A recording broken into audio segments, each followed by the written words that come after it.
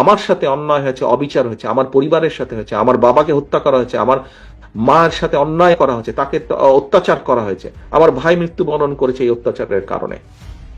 আজকে এর জবাব যদি আমাদেরকে দিতে হয়, এই অন্যায় অত্যাচারের, আপনাদের সাথে যে অন্যায় হয়েছে, আমাদের বহু নেতাকর্মী, বাবা মারা গিয়েছে, মা মারা গিয়েছে, স্বজন মারা গিয়েছে, হাত করা অবস্থায় তাকে জানাজা পড়তে বাধ্য করেছে, আমাদের বহু সহকর্মী মারা গেছে জেলখানার ভিতরে হাত করা পড়া অবস্থায়।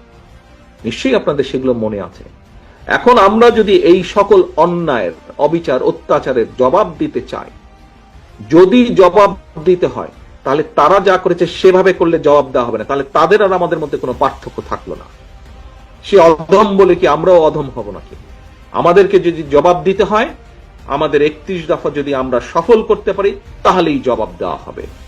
দেশি এবং বিদেশি ষড়যন্ত্রকারী যারা দেশি এবং বিদেশি ষড়যন্ত্রকারী, যারা চায় না এদেশে গণতন্ত্র প্রতিষ্ঠিত হোক, যারা চায় না এই দেশের মানুষ রাজনৈতিকভাবে এবং অর্থনৈতিকভাবে সফল হোক, স্বাবলম্বী হোক, যারা এটা চায় না, আমরা যদি 31 দফা সফল করতে পারি, তাহলে মানুষের ভোটের অধিকারকে প্রতিষ্ঠিত করতে পারি, তাহলেই তাদেরকে আমাদের জবাব দেওয়া হবে।